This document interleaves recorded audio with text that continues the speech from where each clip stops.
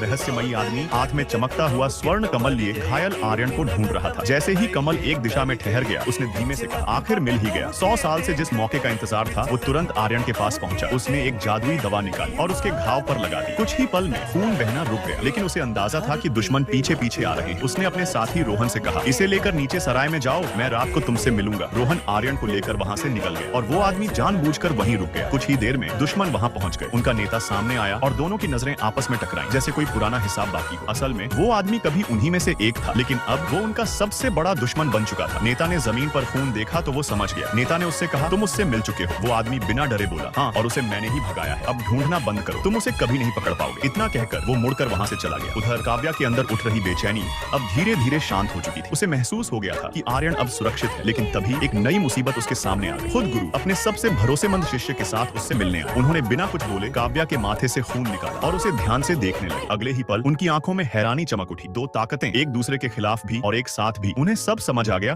कि काव्या कोई आम इंसान नहीं है। उन्होंने अपने शिष्य से कहा, इसे जिंदा रखो, इसकी जरूरत पड़ेगी। इधर आर्यन धीरे धीरे होश में आता है। रोहन उसे संभालता है और सब कुछ आर्यन को बताता है, लेकिन आर्यन चुप रहता है। उसकी नजर अपने टूटे हुए शंख पर पड़ती है और उसके साथ जुड़ी सारी यादें उसके दिमाग में घूमने लगती हैं। वो धीरे धीरे उठता है और उस पेड़ के पास पहुंचता है जहां उसने कभी एक ख्वाहिश मांगी थी। कुछ पल वो खड़ा रहता है और फिर अचानक पूरी ताकत से उस पेड़ को तोड़ देता है, जैसे कि वो अपना अतीत मिटा रहा हो। उधर वो रहस्यमयी आदमी अक्षय सब समझ चुका था। वो आर्यन के पास आता है और कहता है, मेरे साथ चलो, हम मिलकर इस सिस्टम को खत्म कर सकते हैं। लेकिन आर्यन धीरे से सिर हिलाता है और कहता है, अब नहीं, मैं और लड़ाई नहीं चाहता और न ही अपने घर को इसमें